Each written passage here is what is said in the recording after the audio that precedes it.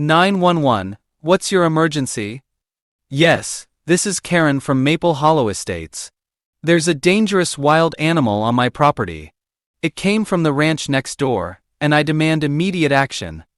That call kicked off a series of events that no one expected. And the wild animal Karen was so frantic about? My 10-year-old golden retriever Duke. Yes, that's right, my sweet, tail-wagging Duke, who was happily prancing around in a red scarf and carrying his favorite tennis ball. Hardly a menacing creature. But trust me, things were about to get even wilder. Within minutes, 3 police SUVs arrived with flashing lights, like they were responding to a serious situation. Officers jumped out, ready for action, only to find Duke rolling over and wiggling around, begging for belly rubs. But here's where it really took a turn. Karen stood there, arms crossed and totally serious. That's him. That dog trespassed, and I want him arrested. One officer looked at her like she'd lost her mind. Ma'am, dogs can't be arrested, and this one just wants a treat. But Karen was undeterred. This is HOA property, and that filthy ranch dog has no business being here. That's when I stepped in, calm and casual, with dusty boots and a friendly smile. Afternoon, officers. That's my dog Duke. He probably just chased a squirrel. I'll take him home now. Just when I thought the situation was defused, the officer dropped a bombshell that made Karen go pale. Ma'am, do you know who this man is?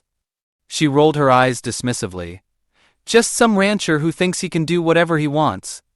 Then came the twist. That's Senator Thomas Carter, U.S. Senator. He owns this land. Wait, what? I could see Karen's face go white. She had no idea who she was dealing with. But before she could even process that revelation, my phone buzzed with a notification from the HOA board. Another formal complaint. That's when it hit me. This was no longer just about Duke. It was turning into a full-blown battle. But let's rewind a bit and look at how we got here. A few months ago, life on my ranch was blissfully peaceful. I bought this land a decade ago while climbing the political ladder. This ranch was my escape from the cutthroat world of politics. Then came Maple Hollow Estates, a so-called peaceful HOA neighborhood, where Karen Miller, the self-appointed queen and HOA president, ruled the roost. With her pastel cardigans and perfectly styled bob haircut, Karen ran the HOA like a kingdom. Anyone who didn't conform to her rules was a threat. Me? I didn't need her HOA. My land had been here long before their houses were even built. But that didn't sit well with Karen. She didn't seek peace, she craved control. It all started with the letters. First, they sent me a request to join the HOA. I ignored it. Then they complained my fence didn't meet their neighborhood standards. I reminded them my fence had been standing long before their homes were built. Next came complaints about noise, dust, and my horses. It was absurd. I tried to stay friendly, waving when I saw them and even donating eggs from my hens, hoping a little kindness would work. Spoiler alert, it didn't. Then Duke came into play that he wasn't just my dog. He was practically a local hero, having saved one of their kids from a snake bite. Yet Karen saw him as a problem. She considered him too big, too unpredictable, and a threat to her precious HOA image. The real drama kicked off after I hosted a fundraiser for veterans. It was a legal, well-organized event with music, food, and heartfelt speeches. Duke wore his American flag bandana, greeting everyone with his typical friendly demeanor. But Karen? She didn't show up. Instead, she stood on her porch with binoculars, ready to document any little mistake. The next morning, I found a notice shoved under my ranch gate about unauthorized animal activity, basically accusing Duke of being a menace. That's when the police arrived, because Karen had called 911 over a dog playing with a tennis ball. Little did she know what she was stirring up. That phone call didn't just set the stage, it sparked a wildfire that changed everything. They'd made this personal, and as a senator, I knew how to navigate this minefield. So let me introduce the key players in this bizarre saga. I'm Thomas Carter, a U.S. Senator, Navy veteran, and rancher at heart. I stand up for people, but nonsense? I don't tolerate that. Meet Duke, my golden retriever, best buddy, and unofficial mascot of the neighborhood. He's friendly, detests baths, and thinks squirrels are his sworn enemies. Then there's Karen Miller, the HOA president who acts like she runs her own kingdom. To her, every single thing needs a permit, and no is just a starting point for negotiations. And let's not forget about Dave and Linda, the sweet couple who've lived in the area forever and adore Duke. Or Peter, the loyal HOA vice president, who once threatened to fine someone for choosing the wrong type of mulch. And then there's Bella, my niece, who's studying environmental law. She once told Karen, "A fence isn't the same as a border wall." Trust me, this neighborhood is filled with colorful characters, and the drama was just heating up. Things had been relatively quiet until that fateful 911 call. Even after the police left and Karen realized who I was, she didn't let it drop. Just hours later I saw something strange, a tow truck rolling up to my ranch gate, chain hooked to my solar-powered water pump.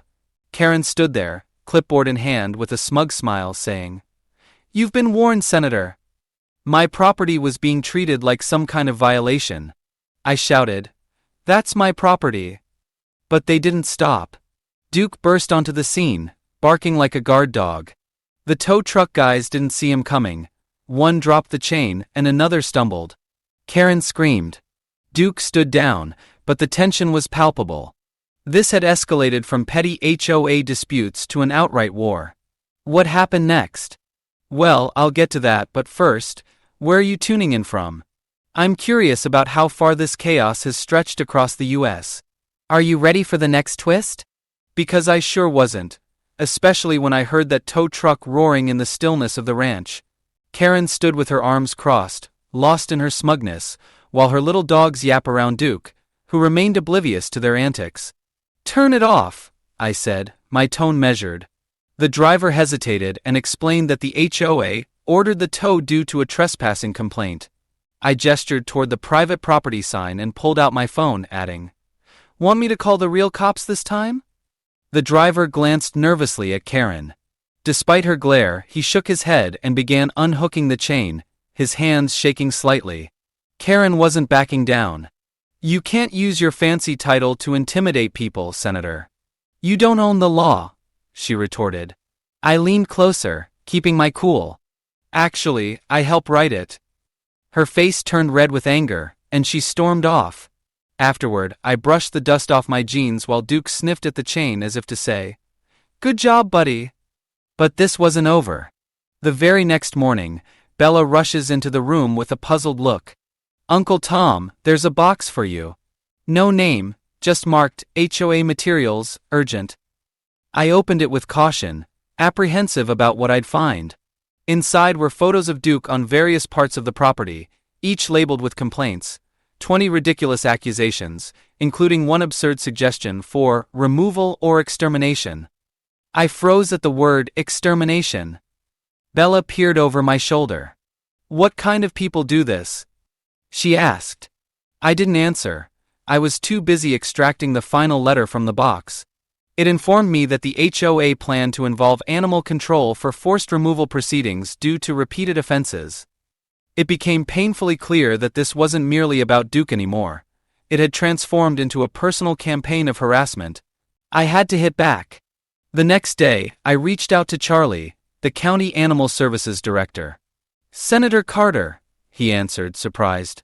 "Trouble with a dog?" "No," I said. "But I've got a neighbor acting like she's the sheriff."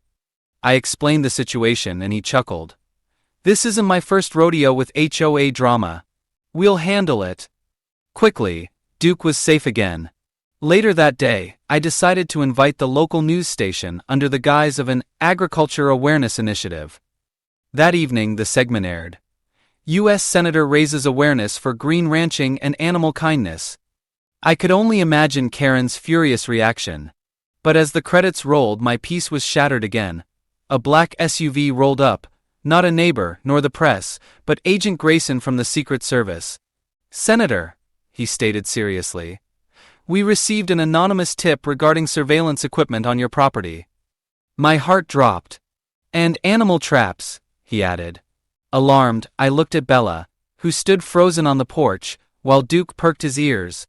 "We need to check your perimeter," Grayson insisted. I felt a rush of adrenaline. This was escalating fast. After an extensive search, they didn't find anything, but trouble was far from over. Immediately after they left, another envelope slipped under the barn door. It was handwritten, ominously stating, "You think you're untouchable? Our rules apply to all, even senators." Bella ran over with the note, clearly terrified. Then Duke started barking fiercely. We turned to see smoke wafting from the back of the barn.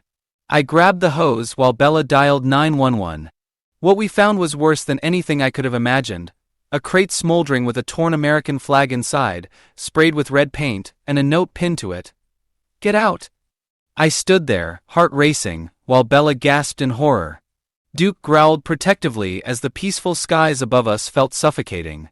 This torn flag wasn't just an insult. It was a direct threat against me, my family, and everything I stood for. But they'd made a grave mistake. I don't scare easily, and they were about to learn that the hard way. Stay with me as this unfolds. You won't want to miss what comes next. I pulled out my phone, my hands shaking. "Who are you calling?" Bella asked, anxiety written on her face. "I need fingerprints, DNA, everything." "This is a federal crime," I replied, my resolve firm. The next morning, my ranch transformed into a crime scene with agents in dark suits and gloves scouring the barn's details. Grayson arrived first, saying, "We've flagged this as a hate crime, potentially a domestic terror threat. This is no longer just HOA games, Senator. Someone wants to harm you." My eyes shifted to the Maple Hollow neighborhood, where I saw Karen peeking through her curtains, watching us. "Do you think it was her?" Grayson asked, watching my gaze. I nodded slowly. "She's got help. Things have gone too far. She's trying to ruin my life." "Looking grim," Grayson replied. "Then we need to dig deep. Surveillance, background checks, security measures. You're now a target." Later, as I walked Duke around the property boundary, he sniffed everything like a seasoned detective, occasionally growling. The land felt unusually quiet, the air thick with tension. Bella caught up with me, her expression troubled. "Uncle Tom, you won't believe this," she said, showing me her tablet with a local HOA message board open. Karen had posted a warning. HOA Community Alert. A recent threat linked to trespassers from nearby land. Report any unusual activity, especially large animals or strange vehicles. HOA security patrols starting tonight. I couldn't help but let out a bitter laugh. "She's pointing fingers at us," I said, indignation rising. Bella scrolled down, noticing comments labeling Duke as dangerous, with claims of him chasing children, which was utterly fabricated. "This is a setup," I asserted. "They're painting a narrative to turn the community against us, and it could lead to Duke facing dire consequences." Bella looked terrified at the implications. "They wouldn't," she began. "They would," I interrupted. "This is about pushing me out, one piece at a time. First Duke, then the land, then me." Bella's fists clenched with anger. "We need to expose them." "And we will," I promised. "But we need to be strategic." That night I installed 3 solar-powered trail cameras around the property. One camouflaged in a tree facing the back path, another near the fence by where the crate had been left, and a third behind Karen's house facing the jogging trail. "Let's see what we catch," I declared. I had no idea how wild things would become next. The following day was strangely quiet. Too quiet. No Karen phone calls, no HOA notices, no patrols, nothing. Bella and I were kept occupied fixing the burned barn wall and reattaching the gate chain they had tried to take off. Since the sun was low, I got a text on my phone. Motion detected on the back trail camera. I opened the video, and there she was, Karen, dressed in a black hoodie and carrying another crate. She was accompanied. Peter, the vice president of the HOA, was with her. They mumbled to each other in low voices as they left something on the ground by the fence again. I zoomed in. They were building a trap, an animal trap, a metal cage baited with food. Bella gasped. "They're trying to catch Duke." I shook with rage. They were going to make it look like he strayed in and blame me for neglect. and then report us to animal control. She grasped my shoulder firmly. What do we do? I watched the video, then said, wait. I snuck through the rear field at midnight, Duke behind me, as silent as the breeze. Bella kept an eye on the cameras inside the house. The trap remained baited and untouched. I snuck up slowly, took away the bait, and substituted it with something else, a duplicate of the video and a note. Thanks for stopping by. This is being sent to the sheriff and the press. Sleep well. I locked down the trap and installed a second trail cam on a different tree. Something inside of me told me that they would not quit yet. The next morning, when I was feeding the horses breakfast, I heard a scream ring out from across the trail, followed by cursing and yelling. Bella rushed out of the house, wiping away tears. Uncle Tom, you have to see this. I trailed her to the barn, where she had the live feed from the camera up. To my surprise, Karen was stuck. No joke. She had attempted to reset the bait, stepped in the incorrect spot, and managed to get herself stuck inside. Peter was attempting to let her out, but tripped over the latch and landed flat on his face. The video was already viral on the ranch's backup live stream feed. Bella had streamed it to a private server. I eyed the screen, then Bella. She smiled. Oops, guess HOA security got a little stuck. I couldn't help but chuckle, but that chuckle was short-lived. My phone vibrated with a new message. No caller ID, just 3 words. This isn't over. Similarly, the trap that they got themselves into was only the beginning. That night, things took a new turn. A noise, a metallic clang, was heard from afar soon after sunset. Duke was the first to react, ears perked and body tense. He growled softly, eyes in the direction of Karen's house. Bella ran outside from the house, phone clutched in her hand. Uncle Tom, the trail cam picked up movement behind Karen's garage. Same people, same time. Something's in the making again. I grabbed the flashlight. Let's see what these HOA troops are cooking up. We did not have to walk too far. By the time we arrived at the periphery of the shared trail, I could spot moving figures on the side of Karen's garage. One appeared to be Peter, pacing back and forth anxiously, while holding a large item wrapped in cloth. Karen was by the open garage door, studying blueprints with a flashlight. I remained behind the shrubs and motioned Bella to tape. What do you suppose they're doing? She whispered. I didn't know yet, but there was something in the manner Karen was commanding others that made it seem different. It seemed staged. We waited until the shadows had dissipated, and the garage door had closed before we made our move. I don't trespass, but desperate times called for desperate measures. When we knew they had left, Bella and I sneaked in through the trail and approached the garage through the back fence. Karen's house was vacant, her car missing. I lifted Bella over the fence, and she silently popped the side latch on the wooden gate. Duke stayed behind the bushes, silent and vigilant. We made it to the side door of the garage. It was unlocked. Strange, almost too convenient. I flipped on the flashlight, and what we saw inside left us speechless. Maps, blueprints, and photos of my ranch taken by a drone covered the walls. Bella gasped. They've been spying on us for months. Red ink notes read, North fence line unsecured. Duke's path daily routine, and ranch water line intersects HOA boundary, possible violation. Beside the table lay a folder marked, Operation Sunset Ridge, confidential HOA legal pursuit. I opened it. It was a plan, an actual written plan to steal my land, using noise complaints, property line disputes, animal control, and phony community petitions. They had it all planned out, like a military attack. Now it made sense. They weren't joking around playing tricks on me. They were after all my belongings. Bella looked at me, her eyes wide and shocked. This is not personal. They are taking your land, Uncle Tom, she said. My jaw snapped shut. They want the ranch, I said.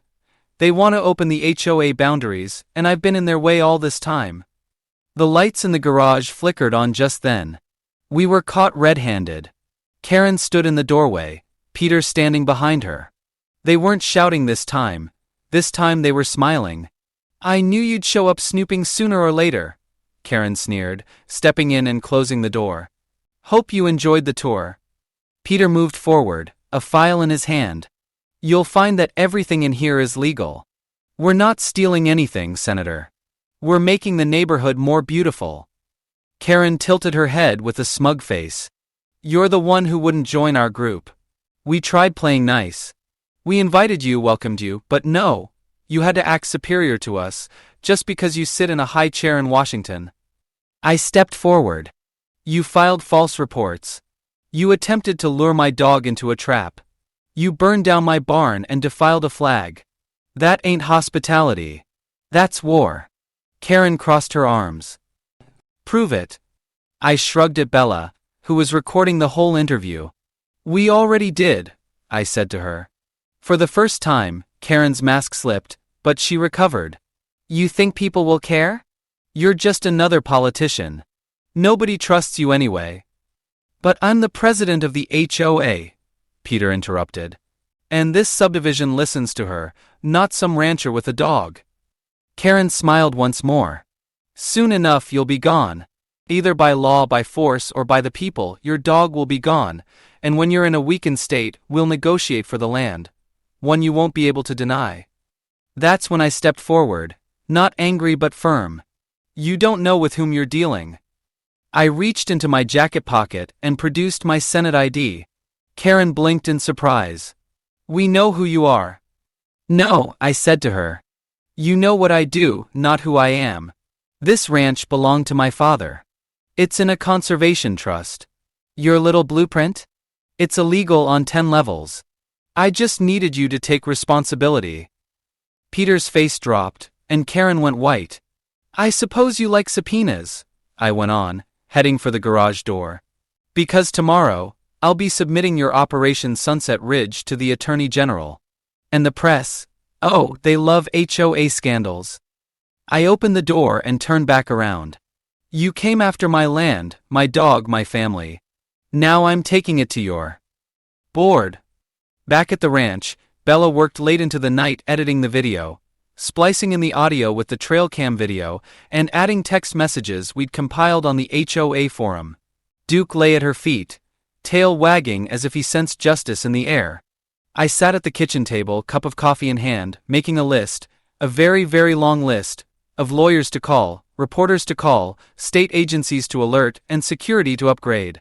The moment I had finished writing, the ranch lights flickered and died. Power's out, Bella cried. I just charged the solar bank yesterday. I stood up, ready to go check out the trouble, when we heard it, a thud at the north gate. Duke sprang up, yelping. Bella took the flashlight, and we ran outside after me. We reached the gate just in time to see a black SUV racing down the trail road, its taillights disappearing in the trees. Hanging from the gate was a second crate, but this one wasn't charred. It was bound with barbed wire, and inside was a dead rabbit, red-painted, with Duke's name written along the side. Bella covered her mouth in shock. I stared, my heart pounding. Duke growled, a low, animal growl. This was no threat anymore, it was a threat. And then they were going to take Duke. I had a decision to make, lash out now or create my own trap. In the next chapter I would turn the entire HOA board on its head with one public move nobody, not even Karen, had any idea was in the pipeline. The red-painted rabbit tormented me. Not only because it was ill and cruel, but because someone had crossed a line that could no longer be overlooked. They had made it personal. They wanted to destroy me from the inside out, begin with Duke, rattle my soul, and compel me to relinquish the land I had dedicated my life to for more than a decade. But they had forgotten who I was. I wasn't merely some rancher with boots and a flag. I was a United States Senator. And now I was prepared to fight back. Fed up with being nice, the following day I sat down with Sheriff Tate, a friend of mine who wasn't too fond of HOA stuff himself.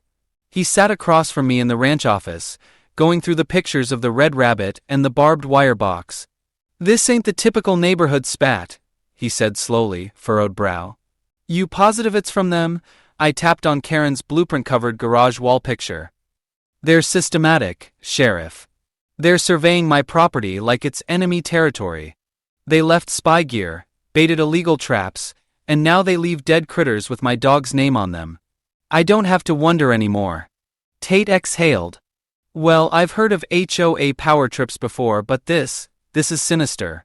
I'll add a formal investigation to it, but you should know they have legal shields. HOA boards always pull the loophole trick. I nodded. I don't care about their shields. I'm about to blow their story wide open from the inside. He arched an eyebrow. What are you going to do, Senator? I smiled. Later that day, I held a press conference. Not in Washington, not at the Capitol, but here on my ranch, on the same piece of land where Karen had once falsely accused Duke of trespassing. Journalists poured in from all over the county, with cameras and microphones, drones flying overhead, snapping the open fields, the fencing, and Duke prancing through the grass, his flag scarf flowing behind him. I took the stage with Bella beside me and Duke at my feet. My name is Senator Thomas Carter, I started, gazing directly into the cameras. And today, I'm not here to speak about legislation or elections.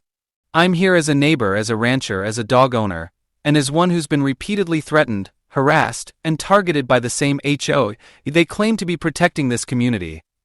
I held up the file marked Operation Sunset Ridge and went through the pictures of traps, crates, surveillance maps, and the charred flag.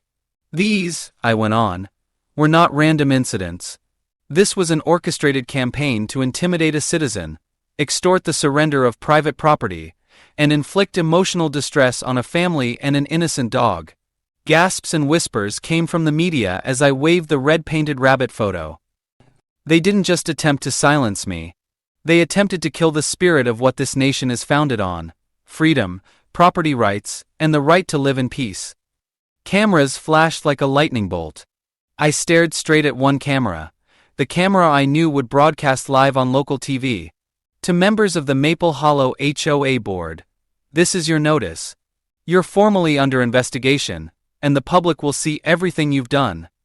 Bella whispered to me, Karen's going to blow a fuse. I kept going, determined.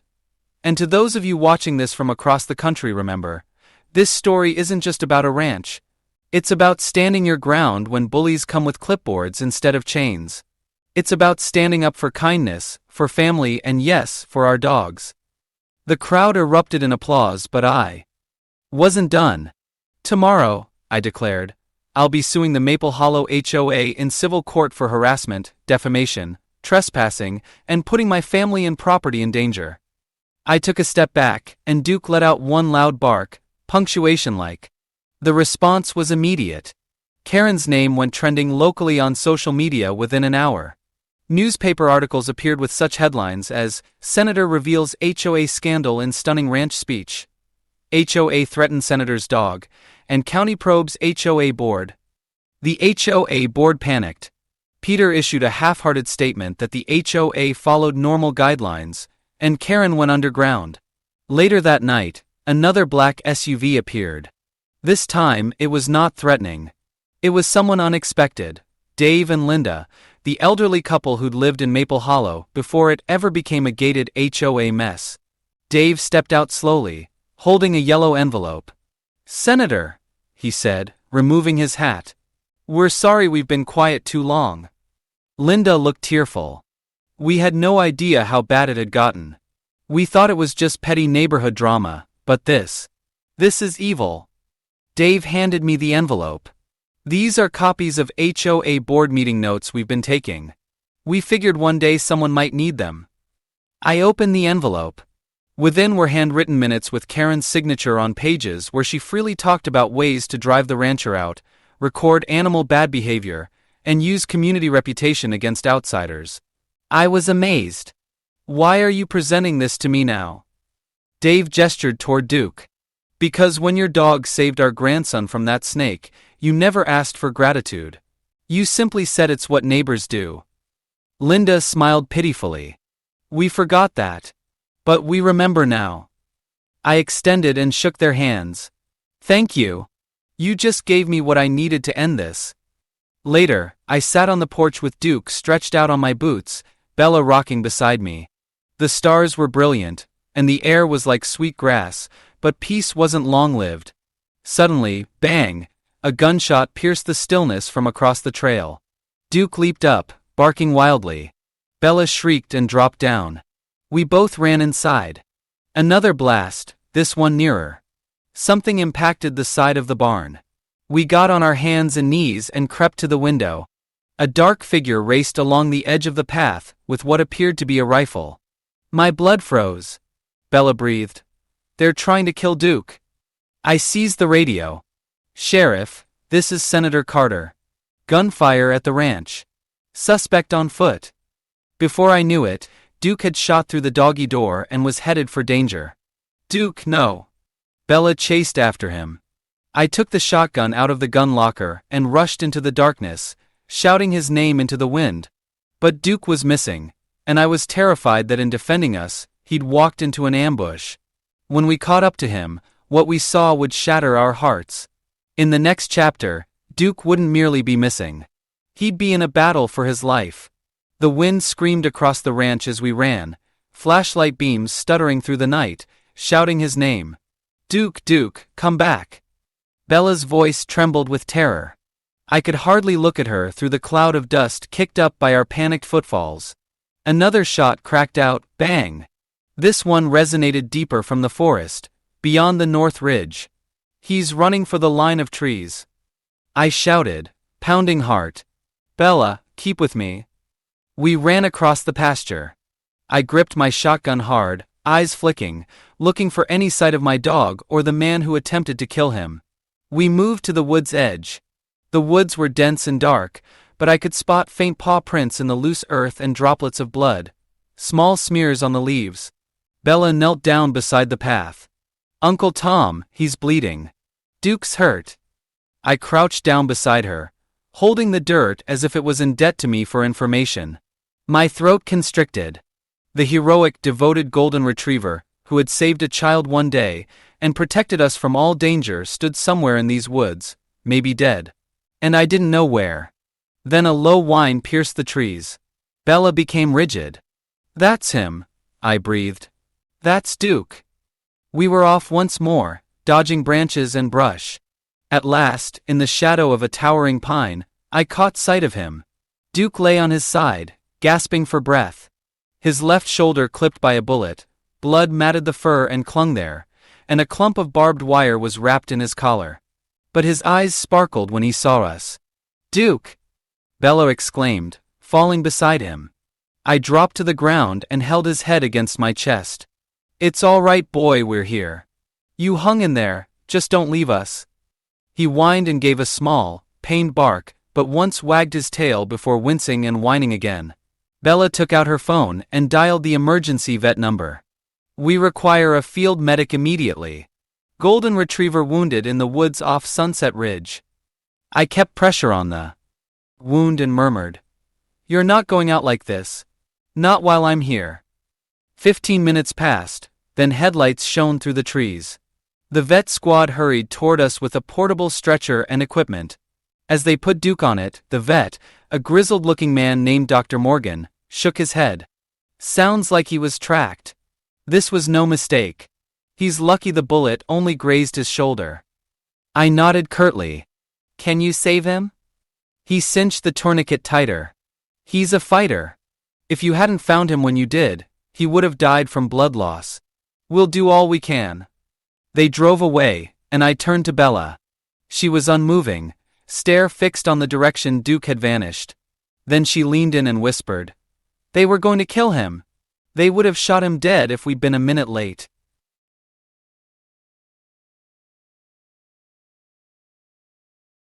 I stood in the moonlight, rage churning inside me.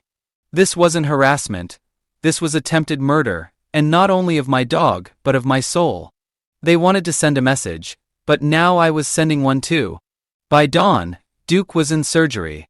I hung over the phone all night, pacing back and forth over the kitchen floor, hardly saying a word. Bella had dozed off with her head resting on the table, her phone still in her hand. She hadn't blinked at the trail cam since we got back. Then it buzzed. Motion detected. North trail fence. I opened up the live feed. There was Karen, alone, wearing her robe, carrying a trash bag. She tossed it beside the fence and hurried away. Bella woke up. Is that? I nodded. She returned. We headed directly to the trail line, and there was the bag where she dropped it. Inside, there were shredded campaign posters of me, Duke's face hacked out, and a message written in thick marker. "This is your last warning. Quit. Leave or lose everything." Bella zipped up the bag and kicked it out of the way. "That's it. I'm done being quiet." I nodded. "So am I." Later that afternoon, I made out the complete police report. Sheriff Tate called in backup. Karen and Peter were brought in for questioning, but that wasn't quite enough for me. I came out publicly. I went online and released all of the trail cam video, the blueprints of the garage, the red rabbit, the shredded bag of signs, and the video of Duke bleeding in the woods. It went viral online. Social media erupted in a frenzy with hashtags such as hashtag Justice for Duke, hashtag HOA Revenge, hashtag Protect Our Pets, and hashtag Senator vs. Karen. Veterans, animal rights organizations, ranchers, local politicians, and even celebrities reposted it. Karen's name was everywhere, and for all the wrong reasons. News trucks clogged the gates of Maple Hollow Estates, and ultimately, in response to pressure from the county, state authorities, and a maelstrom of public outrage, the HOA board was dissolved pending criminal investigation. Karen was arrested, Peter was charged with conspiracy and animal cruelty, and the rest of the board was in federal investigation for financial fraud and civil harassment. I didn't even need to raise a finger because the truth spoke for itself. 3 days later, Duke came back home, bandaged, slower but alive. Bella burst to him like a child spying her hero, and when he trotted back onto the ranch and rolled in the grass, all the people watching online understood we had won. But the battle had transformed me. I returned to my position as senator with a new goal: to advocate a national law shielding pet owners from HOA harassment. Duke was the billboard, his picture on every story, his case a testament to determination and justice. The ranch was secure, quiet nights restored. But on the last night of that crazy week, I was standing by the gate, gazing out along the trail. Bella came alongside me, carrying 2 steaming mugs of coffee. "You think it's finally over?" she asked. I glanced at Duke, slumbering calmly on the porch, and then out toward Maple Hollow. "No, it's not over," I said. "Because we just made the entire country witness what happens when you push a good man too far. And I promise we're not alone." In the last chapter, the Senate floor would ring with the name Duke, and the whole nation was going to find out what happens when an HOA pushes the wrong rancher too far. The Senate floor was quieter than it normally was, the type of silence that was in the air when something intimate was going to be uttered. Not politics, not process, but a truth born from experienced grief. I stood before the podium in a gray suit, a gentle red pin on my lapel, and a small framed photograph of Duke stuck in the corner of my notes. Behind me were members of both parties, and in the public gallery above there sat Sheriff Tate, Dr. Morgan, and even Dave and Linda Proudly. And sitting there beside Bella was Duke, his little American flag scarf over his neck, quietly sitting with tail wagging. A sign of survival. I breathed and I started. "Mr. President, colleagues, fellow Americans, I stand not only as a senator today, but as a citizen, a neighbor, and a man who came perilously close to losing everything to a crooked HOA board that believed they were above the law. This isn't a political matter. It's a human one.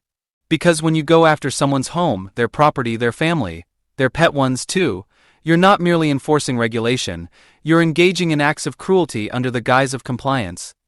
In the last several months, my ranch, a private piece of property, completely excluded from HOA control, came under attack. My water lines were vandalized, my barn was torched, my dog was almost shot dead, and the worst part is, it was all veiled in paperwork, board minutes, and condescending signatures. I stood there quietly, allowing the silence to speak for itself.